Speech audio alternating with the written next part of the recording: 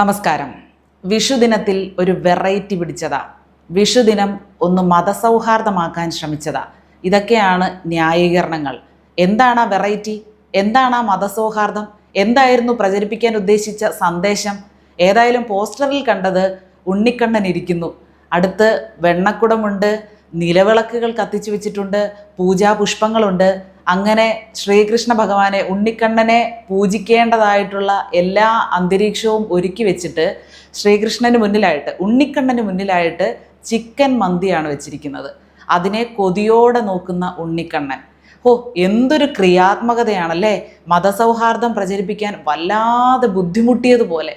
ഒരു സന്ദേശം, നല്ലൊരു സന്ദേശം ജനങ്ങളിലേക്ക് എത്തിക്കാൻ മാത്രമേ ഞാൻ വിചാരിച്ചിരുന്നുള്ളൂ എന്നാണ് നിഷ്കളങ്കനായിട്ടുള്ള ഹോട്ടൽ ഉടമ പറഞ്ഞത്. ഈ ചെറ്റത്തരം മുതലായ വാക്കുകളൊക്കെ ഇപ്പോൾ മലയാള നിഘണ്ടു പ്രകാരം സഭ്യതയുടെ കാറ്റഗറിയിൽ ഉൾപ്പെടുത്തിയിരിക്കുകയാണല്ലോ. അതുകൊണ്ട് ആ സഭ്യതയുടെ അങ്ങേയറ്റം വാക്കുകളിൽ നിറച്ചുകൊണ്ട് പറയുകയാണ്, ഈ ചെറ്റയെ ചാട്ടവാറിനടി കൊടുക്കണം. എന്തെങ്കിലും ഒരു നിസാര വകുപ്പ് ചുമത്തി ഒരു കേസെടുത്ത് കുറച്ച് ദിവസം അകത്തിട്ടാൽ മാത്രം പോരാ, ഇവനൊക്കെയാണ് ഇവിടെ പ്രശ്നങ്ങൾ ഉണ്ടാക്കുന്നത്, അല്ലെങ്കിൽ പ്രശ്നങ്ങളെ വഷളാക്കുന്നത്, പുതിയ രീതിയിൽ ചിന്തിക്കാൻ മനുഷ്യരെ പ്രേരിപ്പിക്കുന്നത്. എന്തു കുന്തമാണ്, എന്തു സന്ദേശമാണ് താൻ അതിലൂടെ ഉദ്ദേശിച്ചത്, അത് മനസ്സിലാകുന്നില്ല. ഇയാൾ മാത്രമല്ല, ഈ ചേർത്തലയിൽ പ്രവർത്തിച്ചിരുന്ന ആ ഒരു റെസ്റ്റോറൻറ്റ് മാത്രമല്ല, വേറെ തലശ്ശേരി കിച്ചനോ വേറെ 2-3 റെസ്റ്റോറൻറ്റുകൾ ഇതുപോലെയുള്ള രീതിയിൽ മതസൗഹാർദ്ദം പ്രചരിപ്പിക്കാൻ നോക്കിയിട്ടുണ്ട്. ഈ മതസൗഹാർദ്ദം പ്രചരിപ്പിക്കുമ്പോൾ ശ്രീകൃഷ്ണ ഭഗവാൻ ആരാണ് എന്നെങ്കിലും അറിഞ്ഞിരിക്കണ്ടേ? അതെങ്കിലും അറിഞ്ഞിട്ട് വേണ്ട ഇതൊക്കെ ചെയ്യാൻ. ഒരു ചിത്രത്തിൽ മന്തിയിലെ മാംസ കഷ്ണത്തിൽ ശ്രീകൃഷ്ണ ഭഗവാൻ വിരലുകൊണ്ട് സ്പർശിക്കുകയാണ്. അതാണ് ഒരെണ്ണം വിളമ്പി കൊടുക്കുന്നതാണ്, ഒരെണ്ണം കൊതിയോടെ നോക്കിയിരിക്കുന്നത്. ഇത്തരക്കാർക്ക് വളരെ കൃത്യമായിട്ടുള്ള മറുപടി കൊടുത്തില്ലെങ്കിൽ ഇനിയും പ്രകോപനപരമായിട്ടുള്ള കലാപങ്ങൾ ഉണ്ടാക്കത്തക്ക വിധത്തിലുള്ള പ്രവണതകൾ ഇവരുടെ ഭാഗത്ത് നിന്നുണ്ടാകും. അതിപ്പോൾ ഹിന്ദു ആണെങ്കിലും മുസ്ലിം ആണെങ്കിലും ക്രിസ്ത്യാനി ആണെങ്കിലും അവരവരുടെ വിശ്വാസത്തെ ബഹുമാനിക്കുന്നതിനോടൊപ്പം തന്നെ ഓപ്പോസിറ്റ് നിൽക്കുന്ന ആളുകളുടെ വിശ്വാസത്തെ കൂടി പരിഗണിക്കാൻ തയ്യാറാകണം. അവരുടെ മാനസികാവസ്ഥയും അവരുടെ വൈകാരികതയും കൂടി മനസ്സിലാക്കാൻ സാധിക്കുമ്പോൾ മാത്രമേ നമുക്ക് അവരെ ബഹുമാനിക്കാൻ കഴിയുകയുള്ളൂ. അല്ലെങ്കിൽ സ്വയം ഒരു വിശ്വാസിയാണെന്ന് നിങ്ങൾ പറഞ്ഞിട്ടും കാര്യമില്ല. ഇപ്പൊ പന്നിയിറച്ചി എടുത്ത് മുസ്ലിങ്ങളുടെ ഇടയിൽ ഒന്ന് കളിച്ചാൽ ആ കളി മാറും.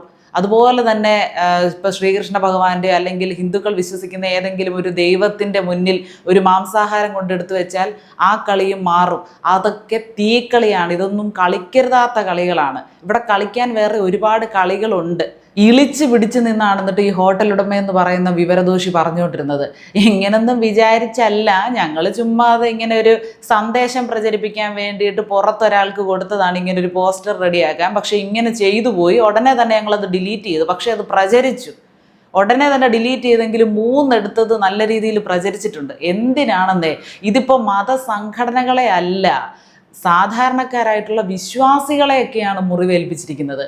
മതം രാഷ്ട്രീയത്തിനായിട്ട് ഉപയോഗിക്കുന്ന ആളുകൾ ഉണ്ടാവും.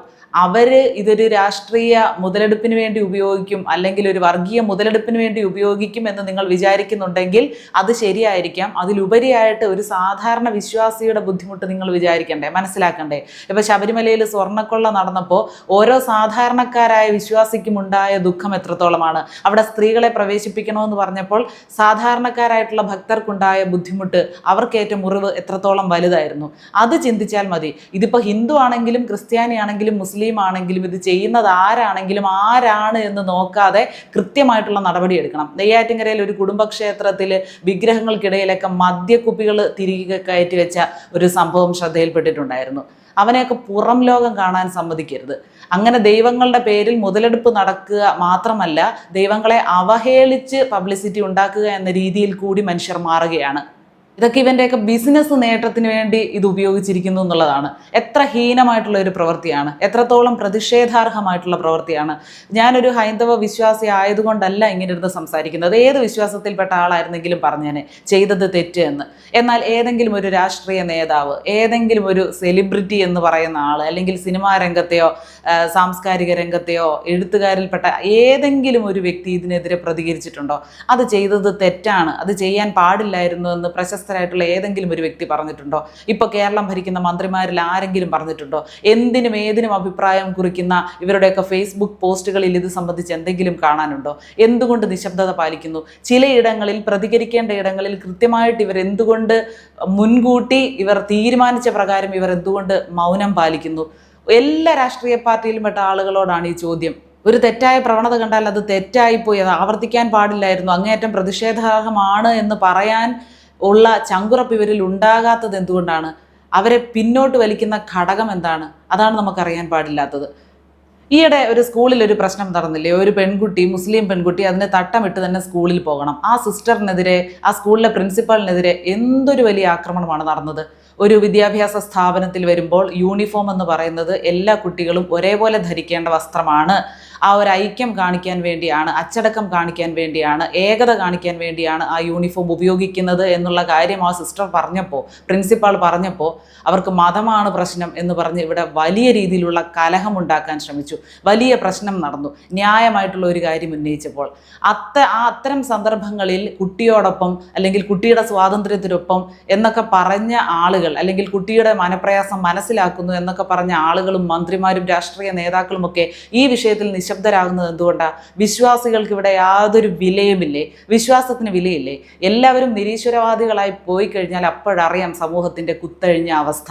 കുറേ ആളുകളൊക്കെ എങ്കിലും ഇങ്ങനെ അച്ചടക്കത്തോടെയൊക്കെ പോകുന്നത് ദൈവഭയം ഉള്ളതുകൊണ്ടാണ്. തങ്ങളുടെ കർമ്മഫലം അതുണ്ട് എന്ന് വിശ്വസിക്കുന്നു, അതിൽ ഭയക്കുന്നുണ്ട്, ദൈവം നമ്മളെ നിരീക്ഷിക്കുന്നുണ്ട്, നല്ലത് ചെയ്താലേ നല്ലത് കിട്ടുകയുള്ളൂ, മറ്റവരെ ദ്രോഹിക്കരുത് എന്നുള്ള കാര്യങ്ങളൊക്കെ ഒരു ദൈവികതയുടെ പേരിൽ വിശ്വസിക്കുന്ന, പാലിക്കുന്ന ആളുകളൊക്കെ ഉള്ളതുകൊണ്ടാണ് സമൂഹം ഇങ്ങനെയെങ്കിലും നിലനിന്ന് പോകുന്നത്.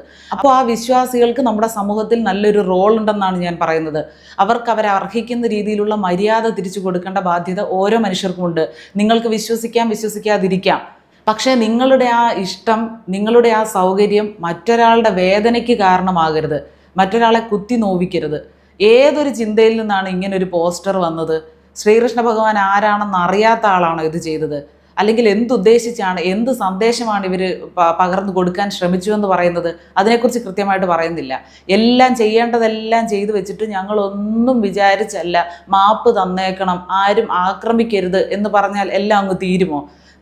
നിയമത്തിൻ്റെ വഴിയിൽ തന്നെ പോകണം. ഇനി ഇങ്ങനെ ഒരു സംഭവം ആരുടെ ഭാഗത്തു നിന്നും ആവർത്തിക്കാതിരിക്കത്തക്ക വിധത്തിലുള്ള ശിക്ഷാ നടപടികളായിരിക്കണം ഇവർക്കെതിരെ സ്വീകരിക്കേണ്ടത്.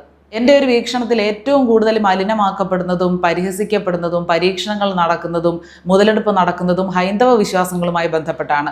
ഹിന്ദുക്കളായിട്ടുള്ളവരുമുണ്ട് അതിനകത്ത്. ഹിന്ദുമത വിശ്വാസികൾ എന്നവരെ വിളിക്കാൻ പറ്റുമോ എന്നറിയില്ല. ഇപ്പോൾ ക്ഷേത്ര പരിസരങ്ങളിൽ നടക്കുന്ന പേക്കൂത്തുകൾക്കെല്ലാം ഹിന്ദുക്കൾ തന്നെയാണ് നേതൃത്വം കൊടുക്കുന്നത്. അവരാണ് ക്ഷേത്ര പരിസരങ്ങളെ ആ രീതിയിൽ മലിനമാക്കുന്നത്. ഉത്സവകാലത്തെല്ലാം മദ്യം ഉപയോഗിച്ച് അല്ലെങ്കിൽ മയക്കുമരുന്ന് അടിച്ചു കയറ്റിക്കൊണ്ടുള്ള ബഹളങ്ങൾ, അടിപിടികൾ അതിപ്പോൾ സർവ്വസാധാരണമായിരിക്കുന്നു. അത് ഹിന്ദുക്കൾ തന്നെ ചെയ്യുന്നതാണ്. അങ്ങനെ എല്ലാ വിധത്തിലുള്ള മാലിന്യങ്ങളും കൊണ്ട് ഇപ്പോൾ നിക്ഷേപിക്കപ്പെടുന്നത് ഹിന്ദു മതത്തിലാണ്. ഒരു മതത്തിൻ്റെ ഭാഗമായി നിന്ന് ഞാൻ സംസാരിക്കുകയല്ല. പൊതുവെ നമ്മൾ കാണുമ്പോൾ എന്താണ് നമ്മുടെ കണ്ണിൽ പെടുന്നത്, വരുന്ന വാർത്തകൾ, ഇതൊക്കെ മാത്രമാണ് പറയുന്നത്. ഇതിപ്പോൾ ഒരു മതവിശ്വാസി ആയതുകൊണ്ട്, നീ ഇത് ഒരു ഹിന്ദു ആയതുകൊണ്ട് പറയുന്നതാണെന്ന് ആരും തെറ്റിദ്ധരിക്കരുത്. ഞാനൊരു ക്രിസ്ത്യാനി ആയിരുന്നെങ്കിലും മുസ്ലിം ആയിരുന്നെങ്കിലും ഇത് തന്നെ പറഞ്ഞേനെ. ഏറ്റവും കൂടുതൽ ആൾദൈവങ്ങൾ ചമയുന്നത് ഏത് മതവിഭാഗത്തിൽ നിന്നുള്ള ആളുകളാണ്? അല്ലെങ്കിൽ ഏത് മതവിഭാഗത്തിൽപ്പെട്ട ദൈവങ്ങളെയാണ് ഇവരെല്ലാവരും അതിനുവേണ്ടി ഉപയോഗിക്കുന്നത്? ശരീരത്തിൽ ദൈവം കയറി ഞാൻ ദൈവമാണെന്നും പറഞ്ഞ് അങ്ങനെ മുതലെടുപ്പ് നടത്തുന്ന, പരിഹാസപാത്രമാകുന്ന, മറ്റുള്ളവർക്ക് മുമ്പിൽ ദൈവങ്ങളെ പരിഹാസ്യരാക്കുന്ന എത്രയോ പേരുണ്ട്. ഇവർക്കെതിരെയൊക്കെ കൂടി നിയമ നടപടികൾ ഉണ്ടാവണം. ഓരോ ഹോട്ടലുകളിലും ചെന്ന് കയറുന്നത് ആ ഹോട്ടൽ നടത്തുന്ന ആളുടെ മതവിഭാഗത്തിൽപ്പെട്ട ആളുകൾ മാത്രമല്ല, എല്ലാ മതവിഭാഗത്തിൽപ്പെട്ടുള്ള ആളുകളും അവർക്ക് ഇഷ്ടപ്പെട്ട ആഹാരം കഴിക്കാൻ ഹോട്ടലിൻ്റെ പേര് നോക്കാതെയും അത് ആരുടെ ഹോട്ടലാണെന്ന് നോക്കാതെയും കയറി കഴിക്കാറുണ്ട്. അത്തരക്കാർക്കൊരു ബഹുമാനം തിരിച്ചു കൊടുക്കണം, ഒരു മര്യാദ കൊടുക്കണം. മര്യാദ കൊടുത്തേ മര്യാദ വാങ്ങാൻ പറ്റുകയുള്ളൂ. എത്ര വലിയ ഹീനമായിട്ടുള്ള പ്രവൃത്തിയാണ് ചെയ്തതെന്ന് ഇയാൾക്ക് തിരിച്ചറിയാൻ കഴിയണമെങ്കിൽ ആ ശിക്ഷ അതിന് തക്കതായിരിക്കണം. കട അടപ്പിച്ചിട്ടുണ്ട് എന്ന് കേൾക്കുന്നു, ഇയാളെ അറസ്റ്റ് ചെയ്തെന്നും കേൾക്കുന്നു. പക്ഷേ എല്ലാ വിഷയവും എന്നതുപോലെ തന്നെ കുറച്ച് ദിവസം ഇതിങ്ങനെ നിൽക്കും, അതിനുശേഷം അതങ്ങ് കെട്ടടങ്ങും. വീണ്ടും ആരെങ്കിലും ഇതിനപ്പുറമുള്ള അടുത്ത ഡിഗ്രിയിലുള്ളത് ആവർത്തിക്കും. ഇങ്ങനെ ആവർത്തിക്കാതിരിക്കണം. അങ്ങേയറ്റം ഈ സംഭവത്തോട് പ്രതിഷേധിക്കുന്നു. ഒരിക്കലും സംഭവിക്കാൻ പാടില്ലാത്തത് സംഭവിച്ചു. ഇവരുടെ മത പണ്ഡിതന്മാർ തന്നെ ഇതിനെതിരെ രംഗത്ത് വരണം. കൃത്യമായിട്ട് ഒരു വിദ്യാഭ്യാസം ഈ ഒരു കാര്യത്തിൽ അവർക്ക് കൊടുക്കണം. മറ്റു മതങ്ങളെ വിശ്വസിക്കേണ്ട, മറ്റു മതങ്ങളെ ബഹുമാനിക്കേണ്ടത് എങ്ങനെയാണെന്ന് മതപണ്ഡിതന്മാർ തന്നെ ഇവർക്ക് കൃത്യമായിട്ട് വിശദീകരിച്ച് പഠിപ്പിച്ചു കൊടുക്കും എന്ന് വിശ്വസിക്കുന്നു. കേരളത്തിലെ സമാധാന അന്തരീക്ഷത്തെ തകർക്കാതിരിക്കാൻ ശ്രദ്ധിക്കുക. മനഃപൂർവ്വം സ്വന്തം താല്പര്യങ്ങൾക്ക് വേണ്ടി, സ്വന്തം സംതൃപ്തിക്ക് വേണ്ടി കലാപമുണ്ടാക്കാതിരിക്കുക.